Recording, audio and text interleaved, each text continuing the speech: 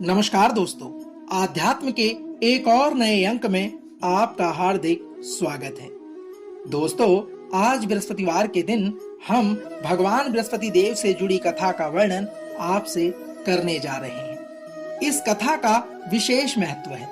इस कथा को सुनने वाले सभी लोगों के दुख, कलेश और भय का नाश हो जाता है। बृहस्पति देव की कथा के अध्ययन और श्रवण करने मात्र से सभी मनोकामनाएं पूर्ण होती हैं। तो आइए प्रारंभ करते हैं भगवान विष्णुदेव से जुड़ी बृहस्पतिवार व्रत की कथा के महत्व और उसकी कथा के सार को। दोस्तों, एक पौराणिक कथा के अनुसार प्राचीन समय की बात है। एक बड़ा प्रतापी तथा दानी राजा था।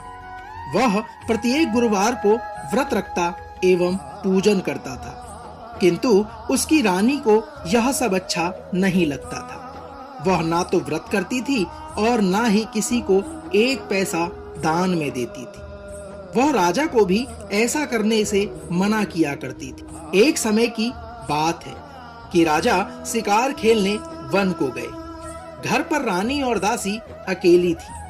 उस समय गुरु बृहस्पति साधु का रूप धारण कर राजा के दरवाजे पर भिक्षा मांगने आए और साधु ने रानी से भिक्षा मांगी तो रानी कहने लगी, हे साधु महाराज, मैं इस दान और पुण्य से तंग आ गई हूँ।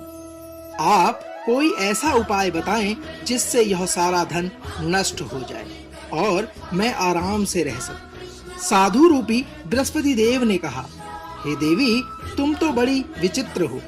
संतान और धन से कोई दुखी नहीं होता। अगर तुम्हारे पास धन अधिक है तो इसे शुभ कार्यों में लगाओ, जिससे तुम्हारे दोनों लोग सुधर जाएं। दोस्तों, किंतु साधु की इन बातों से रानी खुश नहीं हुई। उसने कहा, मुझे ऐसे धन की आवश्यकता नहीं जिसे मैं अन्य लोगों को दान दूं तथा जिसको संभालने में ही मेरा सारा समय नष्ट हो जाए। रानी के इस प्रकार के वचन कहने पर साधु ने कहा, हे रानी, यदि तुम्हारी ऐसी ही इच्छा है तो जैसा मैं तुम्हें बताता हूँ तुम वैसा ही करना। आने वाले बृहस्पतिवार के दिन घर को गोबर से लीपना, अपने केशों को पीली मिट्टी से धोना, केशों को धोते समय स्नान करना और राजा से कहना कि वह हजामत बनाए। भोजन में मांस मदिरा खाना और कपड़ा धोबी के यहाँ धुलाने डालना। इस प्रकार 7 बृहस्पतिवार करने से तुम्हारा सभी धन नष्ट हो जाएगा। साधु के रूप में खड़े बृहस्पति देव इतना कहकर अंतर्ध्यान हो गए। दोस्तों, साधु के कहे अनुसार करते हुए रानी को केवल 3 बृहस्पतिवार ही बीते थे कि उसकी समस्त धन संपत्ति नष्ट हो गई। भोजन के लिए भी परिवार तरसने लगा। एक दिन राजा रानी से बोला, हे रानी, तुम यहीं रहो, मैं दूसरे देश को जाता हूँ, क्योंकि यहाँ पर मुझे सभी जानते हैं, इसलिए मैं यहाँ कोई छोटा कार्य नहीं कर सकता। अपनी रानी से इस प्रकार के वचन कहकर राजा परदेश चला गया और वहाँ जंगल से लकड़ी काट कर लाता, शहर में बेचता। इस तरह से वह अपना जीवन व्यतीत करने लगा। दोस्तों, इधर राजा के बिना रानी और दासी दुखी रहने लगे। एक समय जब रानी और दासी को 7 दिन बिना भोजन के रहना पड़ा तो रानी ने अपनी दासी से कहा, हे दासी, पास ही के नगर में मेरी बहन रहती है। वह बड़ी धनवान है, तो उसके पास जा और कुछ लेके आ, ताकि थोड़ा हमारा गुजर बसर हो सके। रानी के इस प्रकार के वचन कहने पर दासी रानी की बहन के पास पहुंच गई, किंतु उस दिन बृहस्पतिवार था। रानी की बहन उस समय बृहस्पतिवार की कथा सुन रही थी। दासी ने रानी की बहन को अपनी रानी का संदेश दिया, लेकिन रानी की बहन ने उसे कोई उत्तर नहीं दिया। जब दासी को रानी की बहन से कोई उत्तर नहीं मिला तो वह बहुत दुखी हुई। उसे क्रोध भी आ गया। दासी वापस लौट आई और उसने आकर रानी को सारी बात बतला दी, जिसे सुनकर रानी ने अपने भाग्य को कोसना प्रारंभ कर दिया। उधर रानी की बहन ने सोचा कि मेरी बहन की दासी आई थी, परंतु मैं उससे नहीं बोली। इससे वह बहुत दुखी हुई।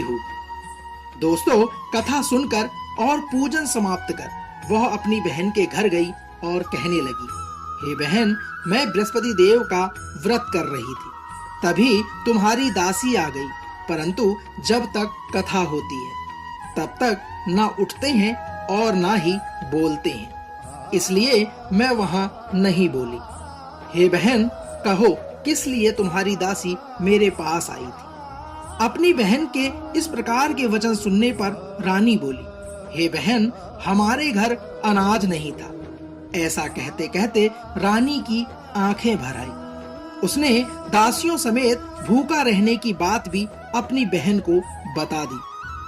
रानी के इस प्रकार के वचन कहने पर उसकी बहन ने कहा, हे बहन, देखो भगवान बृहस्पति देव सबकी मनोकामनाएं पूर्ण करते हैं। तुम भी घर के अंदर एक बार जाकर देखो, शायद तुम्हारे घर में अनाज रखा हो। बहन के इस प्रकार के वचन सुनकर दासी घर के अंदर गई तो वहां उसे एक घड़ा अनाज का भरा मिल गया।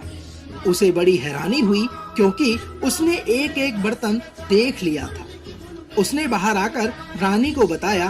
दासी कहने लगी, हे रानी, जब हमको अन्न नहीं मिलता तो हम व्रत ही तो करते हैं, इसलिए क्यों ना इससे व्रत और कथा की विधि को पूछ लिया जाए, हम भी व्रत किया करेंगे। दासी के बार बार कहने पर रानी ने अपनी बहन से बृहस्पतिवार के व्रत के बारे में पूछना प्रारंभ किया। उसकी बहन ने बताया, बृहस्पतिवार के व्रत में चने की दाल और मुनक्का से भगवान विष्णु भगवान का केले की जड़ में पूजन करें तथा दीपक जलाने का कार्य करें, पीला भोजन करें तथा कथा सुने। इससे गुरु भगवान बृहस्पति प्रसन्न होते हैं, मनोकामना पूर्ण करते हैं। इस प्रकार रानी और दासी को व्रत और पूजन की विधि बताकर रानी की बहन अपने घर लौट गई। दोस्तों, रानी और दासी दोनों ने निश्चय कर लिया कि बृहस्पति देव भगवान का पूजन अवश्य करेंगे। 7 रोज बाद जब बृहस्पतिवार आया तो उन्होंने व्रत रखा। घुड़साल में जाकर चना और गुड़ बिन लाई तथा उसकी दाल से केले की जड़ तथा विष्णु भगवान का पूजन किया। रानी और दासी सोच रहे थे कि अब पीला भोजन वह कहां से लाए। दोनों बड़े दुखी थे, परंतु उन्होंने भगवान विष्णुदेव का व्रत किया था, इसलिए बृहस्पति देव भगवान प्रसन्न थे।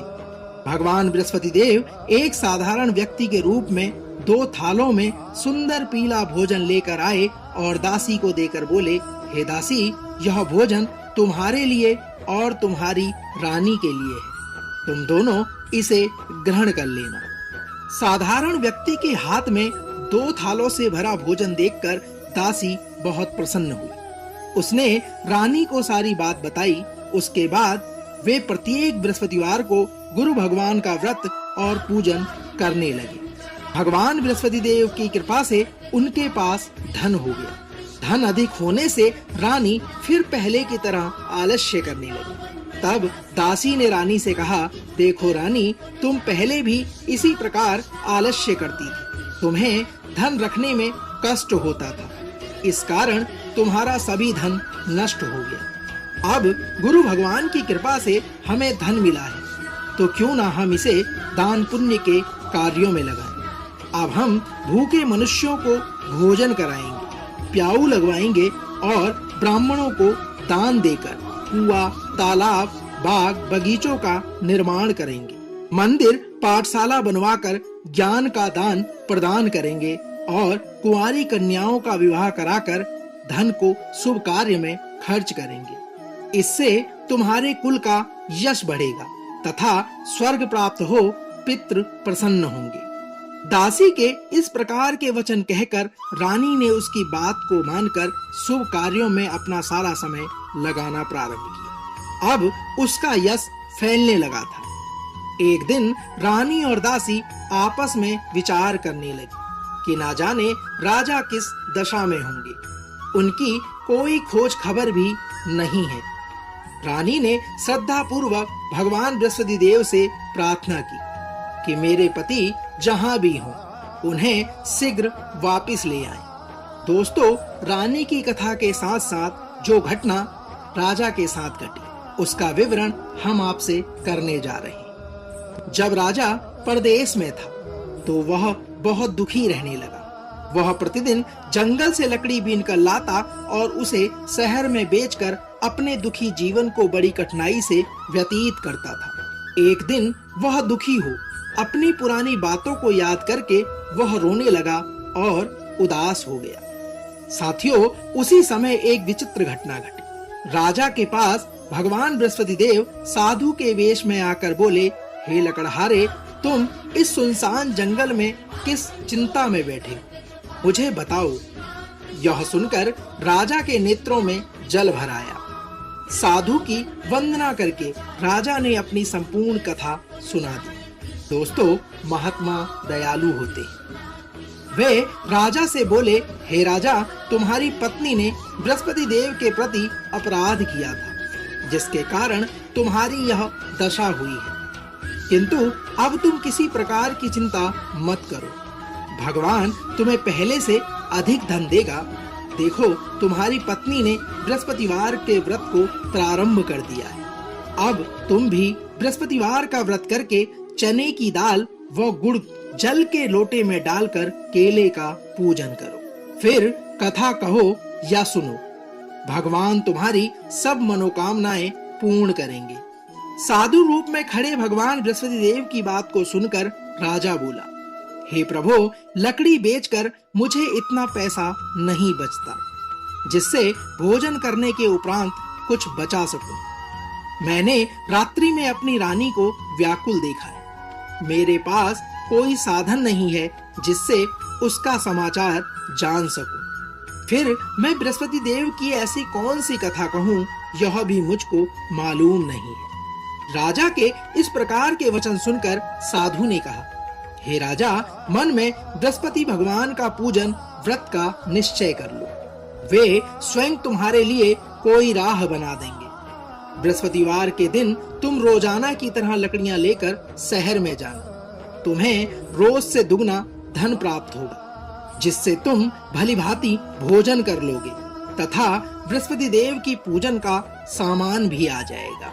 जो तुमने बृहस्पतिवार की कहानी के बारे में पूछा है, वह मैं तुम्हें बताने जा रहा हूँ। दोस्तों, भगवान बृहस्पति देव यहाँ से बृहस्पतिवार की कथा को प्रारंभ करते हैं। भगवान बृहस्पति देव साधु के रूप में राजा से कहते हैं, हे राजन, प्राचीन काल में एक बहुत ही निर्धन ब्राह्मण था। उसके कोई संतान नहीं थी। वह नित्य पूजा पाठ करता। उसकी स्त्री न स्नान करती और न किसी देवता का पूजन करती थी। इस कारण ब्राह्मण देवता बहुत ही दुखी रहते थे। हे राजन, भगवान की कृपा से ब्राह्मण के यहाँ एक कन्या उत्पन्न हुई।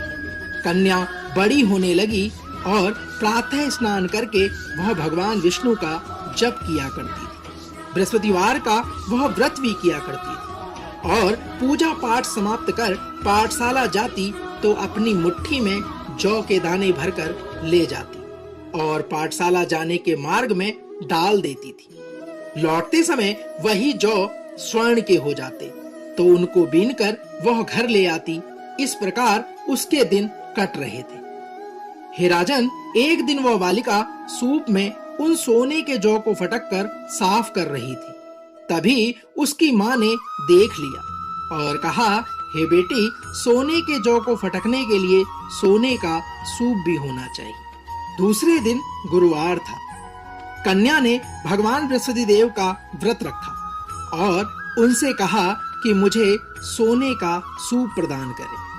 भगवान बृहस्पति देव ने उसकी प्रार्थना स्वीकार कर ली। रोजाना की तरह जब कन्या जौ फैलाती हुई पाठशाला गई, पाठशाला से लौटकर जब वह जौ बिन रही थी, तब भगवान बृहस्पति देव की कृपा से उसे सोने का सूप मिला। उसे वह घर ले आई और उससे जौ साफ करने लगी, परंतु उसकी माँ का वही ढंग रहा। हे राजन, एक दिन की बात है। कन्या सोने के सूप में जौ को साफ कर रही थी। उस समय उस नगर का राजकुमार वहां से निकला, जो कन्या के रूप को देखकर उस पर मोहित हो गया। वह राजकुमार राजमहल आकर भोजन तथा जल त्याग कर उदास होकर लेट गया। राजा को जब राजकुमार द्वारा अन्न जल त्यागने का समाचार ज्ञात हुआ तो अपने मंत्रियों के साथ वह अपने पुत्र के पास पहुंचे और इसका कारण पूछा। पिता के कहने पर राजकुमार ने कहा, मैं उस कन्या से विवाह करूंगा जो सोने के सूप में जौ फटक रही थी। राजा ने पुत्र से कहा, ऐसी कन्या का पता तुम ही लगाओ। तब राजकुमार ने राजा को उस लड़की के घर का पता भी बता दिया। राजा के मंत्री उस लड़की के घर गए और मंत्री ने ब्राह्मण के समक्ष राजा की ओर से निवेदन किया कि राजकुमार का विवाह अपनी कन्या से करवा दे। कुछ ही दिन बाद ब्राह्मण की कन्या का विवाह राजकुमार के साथ संपन्न हो गया। साथियों, कन्या के घर से जाते ही ब्राह्मण के घर में पहले की भांति गरीबी का निवास हो गया। एक दिन दुखी होकर ब्राह्मण अपनी पुत्री से मिलने गए। बेटी ने पिता की अवस्था को देखा और अपनी माँ का समाचार पूछा। तब ब्राह्मण ने सभी हाल उसे कह सुनाया। कन्या ने बहुत सा धन देकर अपने पिता को विदा किया, लेकिन कुछ दिन बीतने के बाद ब्राह्मण का फिर से वही हाल हो गया। ब्राह्मण फिर अपनी कन्या के यहाँ गया और सभी हाल कह सुनाया। पिता के वचन कहने पर पुत्री ने कहा, हे पिताजी, आप माताजी को यहाँ लिवा लाओ। मैं उन्हें यह विधि बता दूंगी जिससे उनकी सभी गरीबी दूर हो जाएगी। ब्राह्मण देवता अपनी स्त्री को साथ लेकर अपनी पुत्री के पास राजमहल पहुँचे तो पुत्री अपनी माँ को समझाने लगी, हे माँ, तुम प्रातःकाल स्नादि करके भगवान विष्णु का पूजन करो तो सब दरिद्रता दूर हो जाएगी। बेटी के कहने पर उसकी माँ ने उसकी एक भी बात नहीं मानी। वह प्रातःकाल उठकर अपनी पुत्री का बचा जूठन खा लेती थी। दोस्तों, एक दिन उसकी पुत्री को बहुत क्रोध आ गया। उसने अपनी माँ को एक कोठरी में बंद कर दिया और प्रातः उसे स्नादि करके पूजा पाठ करवाया तो उसकी माँ की बुद्धि ठीक हो गई। इसके बाद वह नियम से पूजा पाठ करने लगी और प्रत्येक बृहस्पतिवार को व्रत रखने लगी। इस व्रत के प्रभाव से मृत्यु के बाद वह स्वर्ग को प्राप्त हुई और वह ब्राह्मण भी सुखपूर्वक इस लोक का सुख भोग कर स्वर्ग को प्राप्त हुआ। दोस्तों, इस तरह कहानी कहकर साधु रूप में खड़े बृहस्पति देव भगवान अंतर्ध्यान हो गए। धीरे धीरे समय व्यतीत होने पर फिर बृहस्पतिवार का दिन आया। राजा जंगल से लकड़ी काटकर शहर में बेचने गया। उस दिन उसे और दिन की अपेक्षा अधिक धन मिला। राजा ने साधु के कहे अनुसार चना, गुड़ आदि लाकर भगवान बृहस्पति देव का व्रत किया। उस दिन उसके सभी कलेश दूर हो गए। किंतु जब अगला बृहस्पति देव का व्रत आया तो वह बृहस्पतिवार का व्रत करना भूल गया। इस कारण भगवान बृहस्पति देव अत्यंत क्रोधित हो गए। साथियों, उसी दिन एक और घटना घटी। उस दिन उस नगर के राजा ने विशाल यज्ञ का आयोजन किया। अपने समस्त राज्य में घोषणा करवा दी कि सभी मेरे यहाँ भोजन करने आए। किसी के घर पर चूल्हा ना जले और इस आज्ञा को जो नहीं मानेगा उसको फांसी दे दी जाएगी। राजा के आज्ञा अनुसार राज्य के सभी वासी राजा के भोज में सम्मिलित हुए, लेकिन लकड़हारा कुछ देर से पहुंचा, इसलिए राजा उसको अपने साथ महल में ले गए। जब राजा लकड़हारे को भोजन करा रहे थे तो रानी की दृष्टि खूंटी पर पड़ी जिस पर उसका हार लटका हुआ था। उसे हार खूंटी पर लटका हुआ नहीं दिखाई दे रहा था। रानी को निश्चय हो गया कि मेरा हार इस लकड़हारे ने चुरा लिया है। उसी समय उसने सैनिक बुलवाकर उसको जेल में डलवा दिया। लकड़हारा जेल में पहुंचने के पश्चात विचार करने लगा कि न जाने कौन से पूर्व जन्म के कर्म से मुझे यह दुख प्राप्त हुआ है, और जंगल में मिले साधु को याद करने लगा। लकड़हारा साधु को याद कर ही रहा था कि बृहस्पति देव साधु के रूप में प्रकट हो गए और कहने लगे, अरे मूर्ख, तूने बृहस्पति देवता की कथा नहीं की। इसी कारण तुझे दुख प्राप्त हुआ है। अब तू चिंता मत कर, बृहस्पतिवार के दिन जेल खाने के दरवाजे पर तुझे 4 पैसे जड़े मिलेंगे। उससे तू भगवान बृहस्पति देव की पूजा करना, तेरे सभी कष्ट दूर हो जाएंगे। दोस्तों, अगले बृहस्पतिवार के दिन लकड़हारे को जेल के द्वार पर 4 पैसे मिले। राजा ने पूजा का सामान मंगवाकर कथा कही और प्रसाद बांटा। उसी रात्रि में बृहस्पति देव ने उस नगर के राजा को स्वप्न में कहा, हे राजा, तूने जिसे जेल में बंद कर रखा है उसे कल छोड़ देना, वह निर्दोष है। राजा जब प्रातःकाल उठा और खूंटी पर हार टंगा देखकर उसने लकड़हारे को बुलाकर क्षमा मांगी तथा राजा के योग्य सुंदर वस्त्र आभूषण भेंट कर उसे विदा कर दिया। गुरुदेव की आज्ञा अनुसार राजा अपने नगर को चल दिया। राजा जब नगर के निकट पहुंचा तो उसे बड़ा आश्चर्य हुआ। नगर में पहले से अधिक बाग, तालाब, कुएं तथा बहुत सी धर्मशालाएं, मंदिर आदि बने हुए थे। राजा ने पूछा कि यह बाग और धर्मशाला किसकी है? तब नगर के सब लोग कहने लगे कि यह सब रानी और दासी द्वारा बनवाए गए हैं। राजा को आश्चर्य हुआ और गुस्सा भी आया कि उसकी अनुपस्थिति में रानी के पास धन कहां से आया होगा।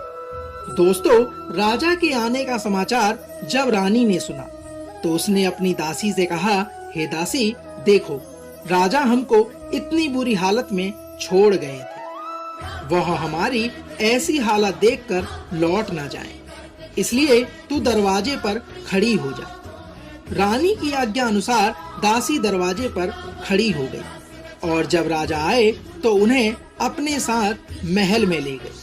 तब राजा ने क्रोध करके अपनी तलवार निकाली और पूछने लगा, बताओ, यह धन तुम्हें कैसे प्राप्त हुआ है? तब रानी ने सारी कथा कह सुनाई। रानी के कहे अनुसार राजा ने निश्चय किया कि मैं रोजाना दिन में 3 बार कथा कहूंगा और रोज व्रत किया करूंगा। अब हर समय राजा के दुपट्टे में चने की दाल बंधी रहती थी तथा वह दिन में 3 बार कथा का श्रवण करता और कहता था। एक रोज राजा ने विचार किया कि चलो अपनी बहन के यहाँ हो आता हूँ। इस तरह का निश्चय कर राजा घोड़े पर सवार हो अपनी बहन के यहाँ चल दिया। राजा जब मार्ग में जा रहा था तो उसने देखा कि कुछ आदमी एक मुर्दे को लिए हुए जा रहे हैं। राजा ने उन्हें रोक कर कहा, अरे भाइयों, मेरे बृहस्पतिवार की कथा सुन लो। वे बोले, हमारा तो आदमी मर गया, इसको अपनी कथा की पड़ी है। किंतु कुछ सज्जन लोगों ने कहा कि अरे भैया, क्या जाता है, इसकी कथा भी सुन लेते हैं। राजा ने दाल निकाली और कथा कहनी प्रारंभ करी। जब कथा आधी हुई तो मुर्दा हिलने लगा और जैसे ही कथा समाप्त हुई तो वह मुर्दा राम राम करके खड़ा हो गया। राजा आगे बढ़ा। उसके चलते चलते शाम हो गई। आगे मार्ग में उसे एक किसान खेत में हल चलाता मिला। राजा ने उससे कथा सुनने का आग्रह किया, लेकिन वह नहीं माना। राजा आगे चल पड़ा और राजा के हटते ही उसके बैल पछाड़ खाकर गिर गए तथा किसान के पेट में बहुत जोर से दर्द होने लगा। उसी समय किसान की माँ रोटी लेकर आई।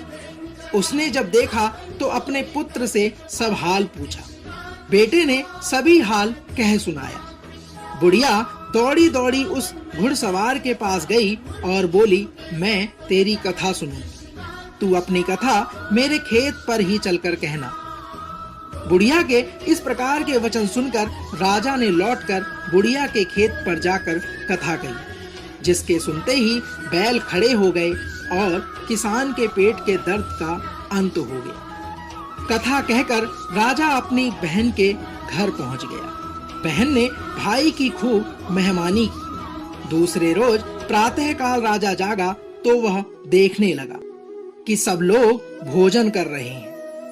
राजा ने अपनी बहन से पूछा कि इस नगर में कोई ऐसा मनुष्य नहीं है जिसने भोजन नहीं किया हो। जो मेरी बृहस्पतिवार की कथा सुन ले। भाई के वचन सुनकर बहन बोली, हे भैया, यह देश ऐसा ही है। पहले यहाँ के लोग भोजन करते हैं, बाद में अन्य कार्य करते हैं। राजा की बहन ने कहा, फिर भी मैं एक बार देख कर आती। फिर वह एक कुम्हार के घर गई जिसका लड़का बीमार पड़ा था। उसे मालूम हुआ कि उसके यहाँ 3 दिन से किसी ने भोजन नहीं किया है। रानी ने अपने भाई की कथा सुनने के लिए कुम्हार से कहा। वह तैयार हो गया। राजा ने जाकर बृहस्पति देव की कथा कही, जिसको सुनकर उसका लड़का ठीक हो गया। अब तो राजा की प्रशंसा होने लगी। एक दिन राजा ने अपनी बहन से कहा, हे बहन, मैं अब अपने घर जाऊंगा, तुम भी तैयार हो जाओ। राजा के कहने पर राजा की बहन ने अपनी सास से अपने भाई के साथ जाने की आज्ञा मांगी। सास ने कहा, तू तो चली जा, परंतु अपने लड़कों को लेकर मत जाना, क्योंकि तेरे भाई की कोई संतान नहीं होती। बहन ने अपने भाई से कहा, हे भैया, मैं तो चलूंगी, परंतु कोई बालक नहीं जाएगा। अपनी बहन के इस प्रकार के वचन को सुनकर उसे छोड़ दुखी मन से राजा अपने नगर को लौट आया। राजा ने अपनी रानी से सारी कथा बताई और बिना भोजन किए वह सैया पर लेट गया। राजा को चिंता में देख रानी ने कहा, हे प्रभु, बृहस्पति देव ने हमें सब कुछ दिया है, वे हमें संतान भी अवश्य प्रदान करेंगे। उसी रात बृहस्पति देव ने राजा को स्वप्न में आकर कहा, हे राजा, उठ, सभी सोच को त्याग दे, तेरी रानी गर्भवती है। राजा को यह जानकर अत्यंत खुशी हुई और 9वें महीने रानी के गर्भ से एक सुंदर पुत्र पैदा हुआ। तब राजा ने कहा, हे रानी, स्त्री बिना भोजन के रह सकती है, परंतु बिना कहे नहीं रह सकती। जब मेरी बहन यहाँ आए तो तुम उसे कुछ मत कहना। राजा की बात को सुनकर रानी ने हाँ कर दिया। जब राजा की बहन ने यह शुभ समाचार सुना तो वह बहुत प्रसन्न हुई तथा बधाई लेकर अपने भाई के यहाँ पर चली आई। रानी ने जब उसे आने का उलाहना दिया, जब भाई अपने साथ ला रहे थे, तब तो तूने टाल दिया, उनके साथ नहीं आई। आज अपने आप ही भागी भागी बिना बुलाए आ गई। तो राजा की बहन बोली, भाई, मैं इस प्रकार न कहती तो तुम्हारे घर औलाद कैसे होती। बहन ने कहा, बृहस्पति देव सभी मनोकामनाएं पूर्ण करते हैं। जो सद्भावना पूर्वक भगवान बृहस्पति देव का व्रत करता है एवं कथा पढ़ता है अथवा सुनता है और दूसरों को भी सुनाता है, भगवान बृहस्पति देव उसकी सभी मनोकामनाएं पूर्ण करते हैं, उनकी सदैव रक्षा करते हैं। दोस्तों, तो यह था भगवान बृहस्पति देव की कथा का सार। जो मनुष्य संसार में सद्भावना से भगवान गुरु बृहस्पति देव का पूजन एवं व्रत सच्चे हृदय से करता है, जैसी सच्ची भावना से रानी और राजा ने बृहस्पति देव की कथा का गुणगान किया, उनकी सभी इच्छाएं बृहस्पति देव भगवान ने पूर्ण की। उसी प्रकार भगवान बृहस्पति देव आपकी सभी मनोकामनाएं पूर्ण करें। दोस्तों, ध्यान रहे, अनजाने में भी बृहस्पति देव की उपेक्षा ना करें। ऐसा करने से सुख शांति नष्ट हो जाती है। इसलिए सबको कथा सुनने के बाद प्रसाद लेकर जाना चाहिए। कल एक और नए अंक के साथ फिर आपसे होगी मुलाकात। तब तक जय बृहस्पति देव।